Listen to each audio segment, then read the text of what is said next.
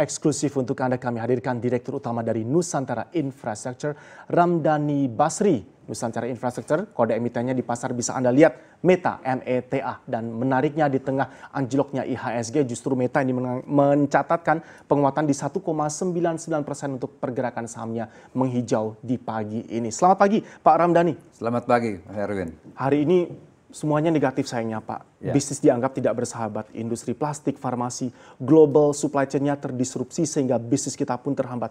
Masih ada harapan, kita sudah bahas juga pintu gerbang kita sekarang adalah berharap dari proyek-proyek infrastruktur. Karena inilah yang bisa mendatangkan foreign direct investment, bukannya portfolio investment. Sehingga rupiah kita pun juga akhirnya bisa terjaga lebih kuat. Pandangan Anda Pak? Betul. Jadi saya pikir ini merupakan satu berkah untuk Indonesia. Dalam setiap kesulitan itu pasti ada peluang-peluang. Ya. Kami melihat di infrastruktur khususnya, infrastruktur itu dibagi dua. Yang pertama namanya economic infrastructure, itu tujuannya untuk meningkatkan pertumbuhan ekonomi. Yang kedua adalah social infrastructure, itu pendidikan, pasar, dan sebagainya. Kita bicara masalah economic infrastructure. Pembangunan yang harus dibangun itu besar sekali, kuenya besar sekali, pemainnya sedikit. Nah, sekarang sebetulnya kesempatan untuk Indonesia dalam keadaan sulit seperti ini, ya, kita mengundang investor-investor untuk datang ke Indonesia.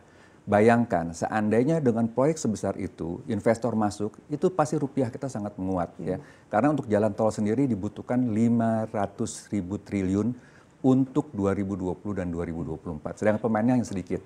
Dan kalau dipertanyakan apakah ini bisa dibangun oleh lokal, jawabnya tidak bisa. Jadi kembali lagi kita harus mengundang investasi asing masuk ke Indonesia. Dan ini peluang yang sangat besar untuk kita. Dan saya melihat bahwa ini adalah kesempatan untuk bisa mengundang mereka untuk memperkuat ekonomi kita ke depan. Kesempatan untuk bisa mengundang mereka, tetapi dengan konteks kondisi ekonomi global saat ini, mereka ini siapa Pak Ramdhani? Karena banyak yang mulai skeptis. Mereka saja di negaranya sendiri tengah menghadapi banyak persoalan dan juga kepelikan dunia bisnis. Apakah mereka masih mau berinvestasi ke negara berkembang dengan konteks seperti Indonesia, di mana tadi Presiden Jokowi juga mengatakan masih belum banyak progres yang bisa diharapkan sampai kesal ke menteri-menterinya. Ini hal yang menarik. Kita salah satu perusahaan infrastruktur yang sejak 2009 mengundang investor asing masuk ke Indonesia. 2010 kita mengundang AIGF, private equity dari Amerika untuk masuk. Kemudian tahun 2017 terakhir kita mengundang salah satu investor untuk masuk ke perusahaan kami. Salah satu partner kami yang terbesar adalah JAXWAY, Japan Expressway, ya, di salah satu anak perusahaan kami. Mereka mengelola kurang lebih 35.000 kilometer, ya, dan mereka berminat untuk masuk mengembangkan proyek-proyek di Indonesia. Kuncinya adalah investor-investor itu mencari partner lokal. Ya. Nah, saat ini pemainnya hanya sedikit. Ya. Kembali kita lihat lagi beberapa waktu yang lalu, beberapa proyek Cikunir Hulu Jambi, beberapa proyek di mana fund-fund asing masuk ke Indonesia. Jadi merupakan kesempatan saya pikir saat ini bahwa kita menarik mereka untuk datang. Kuncinya adalah bagaimana local partner bisa memanfaatkan kesempatan ini. Bagaimanakah Meta bisa merefleksikan bahwa local partner deserve dan juga layak dan qualified untuk menjadi mitra bisnis bagi mereka sejauh ini? Satu hal dalam pemikiran kita untuk membangun infrastruktur dibutuhkan dana yang besar. Karena itu diperlukan partnership. Nah, perlu ada transparan, perlu ada keterbukaan. Yang paling penting adalah proyeknya itu harus cukup besar. Karena asing-asing itu melihat kalau cuma 50 juta, 100 juta US dollar terlalu kecil bagi mereka. Paling tidak, ya, size-nya itu 1 billion US dollar. Ya, sehingga mereka tertarik untuk masuk ke proyek-proyek. Kebetulan kita ini mendapatkan izin pemrakarsa baru-baru ini dengan nilai 21 triliun, kurang lebih itu 1,5 billion US dollar. Ya. Nah, kita berharap ini kita bisa mengundang asing-asing untuk masuk dan bersama-sama membangun proyek ini. Masih masuk ke dalam perhitungan mereka lah ya, kalau kita berbicara mengenai size bisnis minimal diperlukan di 1 billion US dollar tadi. Proyek-proyek berikutnya yang sudah ada di pipeline paling tidak yang menurut Anda ini masih atraktif apapun kondisi dan keadaannya, karena infrastruktur berarti kita bicara jangka yang sangat panjang termasuk bisnis return yang masih bisa menarik perhatian investor kita, Pak Ramdhani. Salah satunya yang paling menarik adalah di jalan tol saat ini, karena regulasinya cukup terbuka. Ya. Saya ada kepastian-kepastian hukum, misalnya salah satunya adalah kepastian kenaikan tarif. Memang di lain pihak ada beberapa hal yang masih harus diperbaiki, misalnya masalah lahan, pembebasan lahan dan sebagainya. Ya, itu juga saya lihat masuk dalam omnibus law ya. Jadi itu mungkin harus diperbaiki. Tetapi secara garis besar jalan tol itu jauh lebih advance dibandingkan yang lain-lain. Jadi yang saya pikir pelabuhan, air dan sebagainya harus mengikuti aturan-aturan yang diberlakukan seperti jalan tol. Sehingga menarik investor untuk masuk dan berinvestasi di proyek-proyek seperti ini. Nah, karena Anda sudah mention mengenai jalan tol, Pak, kita update bersama, Pak, perkembangan proyek-proyek tol lain yang sedang dikembangkan oleh Meta dan di mana saja sebarannya secara mapping. Apa sih, Pak, yang menarik dari peta-peta pembangunan dan proyek-proyek jalan tol yang dikerjakan oleh Nusantara Infrastructure ini? Oke, mungkin saya cerita sedikit bahwa kita ini fokus kepada beberapa sektor. Yang pertama jalan tol, kemudian pelabuhan, kemudian air dan energi. Tapi kita melihat mungkin kita akan melakukan divestasi untuk pelabuhan dan kita akan fokus pada 4, jalan tol, energi, air, jalan tol, energi, dan air. Nah, dari sini kita melihat bahwa jalan tol merupakan salah satu komponen atau sektor yang sangat menarik untuk dikembangkan. Ya, selain sizable, nilainya cukup besar, juga aturan-aturannya juga sudah bisa memberikan keinginan-keinginan investor untuk masuk ke Indonesia. Nah, kami ini sekarang sebagai swasta, pemerintah bukan hanya sebagai inisiator, tetapi juga mengajak badan usaha sebagai inisiator. Sehingga kita mengerjakan proyek-proyek unsolicited. Kalau saya tidak salah sekarang sudah ada 39 proyek yang diinisiasi oleh swasta. Nah, proyek-proyek ini sebetulnya memberikan solusi kepada pemerintah maupun masyarakat untuk memecahkan masalah-masalah kerumitan lalu lintas, transportasi, connectivity, dan sebagainya. Jadi saya melihat bahwa proyek-proyek unsolicited ini merupakan satu proyek-proyek primadona yang diharapkan nanti dapat mengundang investasi asing masuk ke Indonesia. Nah, saat ini kita memiliki satu proyek yang cukup besar, ya. Alhamdulillah kita mendapatkan izin pemrakarsa untuk Cikunir Ulu Jami sebesar 21 triliun. Dan di portfolio lain kita sedang melirik beberapa proyek yang akan kita akuisisi, ya. Dalam tanda petik kita sedang melakukan penjajakan, ya kan, untuk proyek-proyek khususnya di Pulau Jawa. Baik, nanti sneak preview sekilas saja, Pak, mana saja di proyek-proyek yang promising dan prospektif untuk diakuisisi, nggak kita punya gambaran ke depannya. Pak Ramdhani, tadi kita tahan dulu, kita akan lanjutkan selepas yang satu ini. Pastikan Anda masih bersama kami, perbincangan eksklusif bersama Direktur Utama dari Nusantara Infrastructure akan berlanjut usai jeda.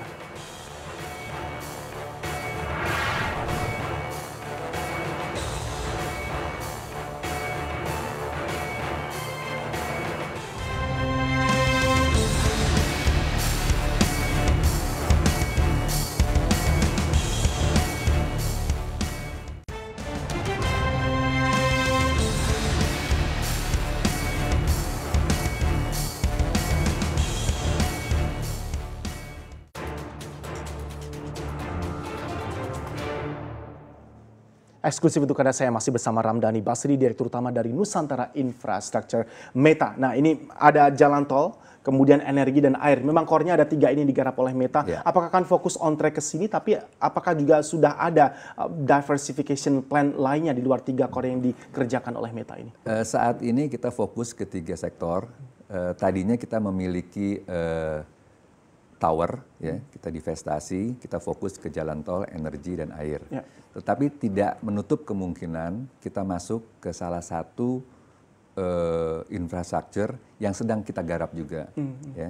Jadi tadi saya katakan kemungkinan-kemungkinan itu besar sekali, karena memang kuenya besar di infrastruktur, pemainnya kecil. Ya, jadi kita sendiri berharap agar swasta-swasta lain juga ikut berpartisipasi dalam menjalankan proyek-proyek ini. Baik, tadi sebelum break kita bahas mengenai kemungkinan akan mengakuisisi sebuah atau mungkin beberapa proyek yang ada. Seberapa prospektif sebagai gambaran kita para investor, Pak? Mana sih, Pak, ini yang kemungkinan bisa dicaplok dalam tanda kutip diakuisisi oleh Meta, di mana saja ini, Pak? Oke, kita baru mendapatkan izin pemrakarsa Cikunir Ulu Jami sepanjang 21 km dengan total investasi kurang lebih 21 triliun.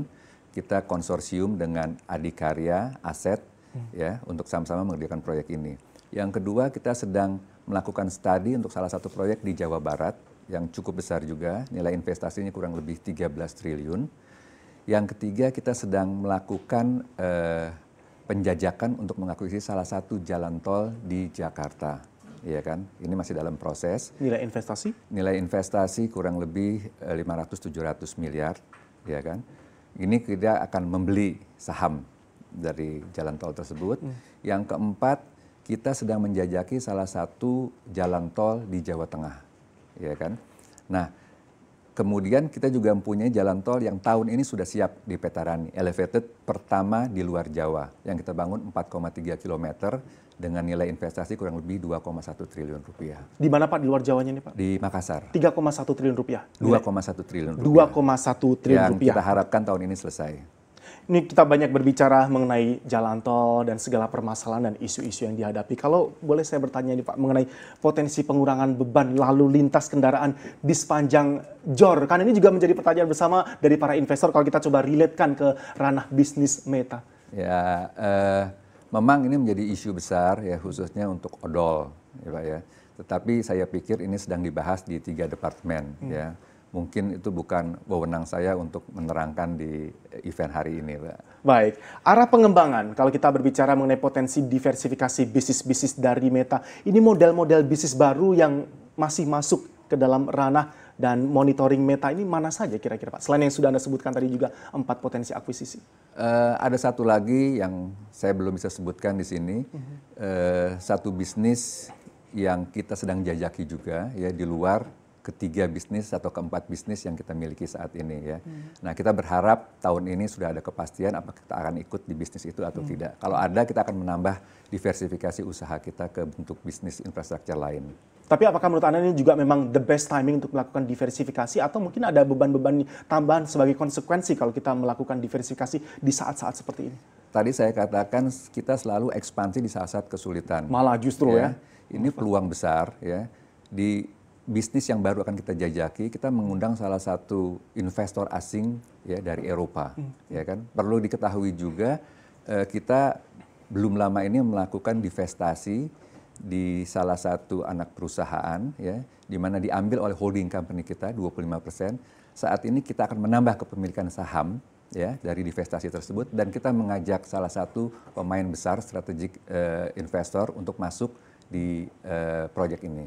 Ada negara Jepang yang banyak kita sebut dalam perbincangan kita Pak sebagai mitra paling strategis untuk pembangunan infrastruktur di Indonesia. Bagaimanakah dengan China, dengan segala yang terjadi di negara mereka saat ini dan kemungkinan terburuk yang harus diantisipasi perekonomian China yang semakin melemah. Apakah mereka masih bisa kita pertimbangkan juga sebagai mitra paling strategis Indonesia dalam hal infrastruktur? Kembali lagi mungkin kita hanya mempunyai pengalaman dengan investor-investor Jepang. Saat ini memang salah satu partner kita adalah investor Jepang. Pengalaman kita memang di awalnya bekerja sama dengan mereka itu tidak mudah, sulit sekali. Tapi dalam pelaksanaannya itu komitmen mereka tinggi sekali, ya. Dan mereka itu sangat detail, sehingga kita bisa tidur nyenyak lah, ya. Dan banyak hal yang kita bisa belajar dari mereka, khususnya teknologi, ya. Juga pendanaan mereka juga bisa bantu. Jadi saya melihat saat ini dengan pengalaman kita itu mungkin salah satu yang cukup memberikan kenyamanan adalah investor-investor Jepang yang berpartisipasi dengan kita. Meta berusaha untuk tetap ekspansif bahkan di masa-masa yang sulit. Ini mungkin bisa jadi salah satu moto dari Nusantara Infrastructure. 2020 ini akankah sedikit berbeda? Akankah banyak restrategi yang akan diaplikasikan oleh Meta kalau kita mereview apa saja yang sudah terjadi? Baru 2 bulan awal saja sepertinya banyak sekali tantangan di dunia bisnis kita, Pak. Saya kembali ke belakang, ya. 2010 sampai dengan 2017 boleh kalau saya boleh jujur saya katakan proyek-proyek itu sangat sulit didapat oleh swasta. Kebanyakan diambil alih oleh BUMN. Namun sejak 2017 ya itu banyak sekali proyek-proyek yang ditawarkan kepada swasta. Nah, di tahun 2018 kita melakukan beberapa corporate action. Yang pertama kita lakukan divestasi dari tower kita. Ya, kita mendapatkan cash cukup banyak sebesar 1,3 triliun. Kemudian kita mengakuisisi ya, jalan tol dari Jasa Marga JLB di Jakarta. Kemudian kita mengakuisisi biomass di Pontianak, ya, kita memiliki 80%. Kemudian kita melakukan corporate action right issue. Dananya kita gunakan untuk pengembangan Petarani. Jadi 2018 kita menyiapkan Petarani, kemudian 2019 kita konstruksi, juga dengan salah satu energi, Lau Gunung proyek kita. 2020 ini kita berharap Petarani selesai dan Lau Gunung itu selesai sehingga memberikan kontribusi cukup signifikan kepada income perusahaan. Selain itu 2020 ke depan kita sudah mendapatkan izin prinsip dari Cikunir Ulu Jami. Saya berharap ini menjadi satu proyek yang akan memberikan lompatan besar untuk Nusantara 4 tahun ke depan. Baik. Selain itu ada beberapa proyek yang masih dalam portfolio kita. Jadi saya katakan dalam 4 tahun ke depan Nusantara akan berubah bentuk menjadi satu perusahaan yang relatif asetnya sangat signifikan. Ya, dengan asumsi semuanya berjalan on plan, 2020 ditutup ini kira-kira seperti apa gambaran pendapatan dan juga laba bersih top dan bottom line? 2020 belum keluar, namun 2019 bisa saya katakan lebih baik daripada 2018. Ramdhani Basri, Direktur Utama dari Nusantara Infrastructure, Meta. Terima kasih banyak Pak Ramdhani. Terima kasih. Sukses untuk Anda. Pastikan Anda masih bersama kami di Squawk Box. Kami akan kembali hadir dengan informasi menarik lainnya.